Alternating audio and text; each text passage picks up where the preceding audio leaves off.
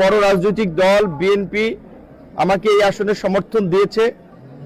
সেই দল থেকে অন্যতম একজন মনোনয়ন প্রত্যাশী ছিলেন সাবেক এমপি শাহজাহান খান সাহেবের ছেলে শিপলু খান সহ বিএনপির নেতাকর্মী, গণ অধিকার পরিষদের নেতাকর্মী সহ আমরা আজকে জেলা সহকারী রিটার্নিং কর্মকর্তা তার কার্যালয়ে আমরা আজকে মনোনয়নপত্র দাখিল করেছি। আজকের এই আমার জীবনের এই গুরুত্বপূর্ণ দিনে আমি অবশ্যই সশ্রদ্ধ চিত্তে স্মরণ করতে চাই যেই প্রেক্ষাপটের কারণে আজকে আমি আগামী সংসদ নির্বাচনে এমপি হওয়ার জন্য মনোনয়নপত্র দাখিলের সুযোগ পেয়েছি।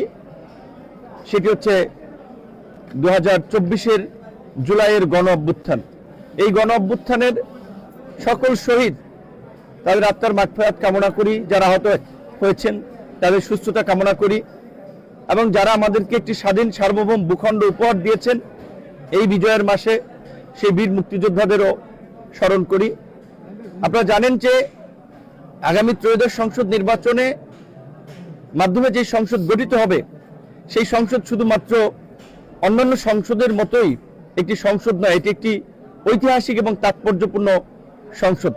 কারণ জুলাই গণ অভ্যুত্থানকে কেন্দ্র করে রাষ্ট্র সংস্কারের যে ব্যাপক জন আকাঙ্ক্ষা তৈরি হয়েছিল সেই জন আকাঙ্ক্ষা পূরণে সরকার যে জাতীয় ঐক্যমত্য কমিশন করে দিয়েছিল, তারা বিভিন্ন রাজনৈতিক দল, সামাজিক সংগঠন, নাগরিক সমাজের প্রতিনিধিদের সাথে আলাপ আলোচনা করে রাষ্ট্র সংস্কারের যে দলিল তৈরি করেছে, যেটিকে আমরা জুলাই জাতীয় সনদ বলি এবং যেটার উপরে সরকার একটি অধ্যাদেশও জারি করেছে, সেই জুলাই জাতীয় সনদ আগামীর সংসদে পাশ হবে।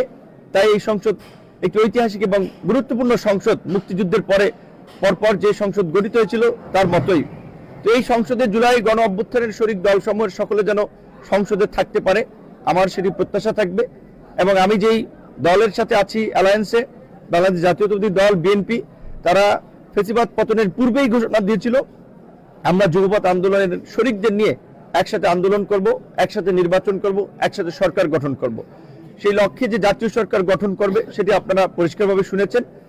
সেই সরকারের যেন মিত্র দলসমূহের প্রতিনিধিত্ব নিশ্চিত থাকে, সেই কারণে কৌশলগত কারণে কিছু কিছু আসনে যে সমস্ত প্রার্থীদের সংশ্লিষ্ট প্রতীকে বিজয় লাভ করার সম্ভাবনা, সেখানে অনেকে ধানের শীষ, তাদের নিজেদের প্রতীক বাদ দিয়ে ধানের শীষে নির্বাচন করার সিদ্ধান্ত নিয়েছে। আমরা এটাকে সমর্থন দিয়েছি এবং এই আসনে আমাকে চাক প্রতীকে সমর্থন দিয়েছে। আশা করি এই গলাচিপা 10 মিনার মানুষ প্রথমবারের মতো তাদের সন্তান আরও একটি ঐতিহাসিক ডাকসু নির্বাচনে ভিপি নির্বাচিত হয়েছে।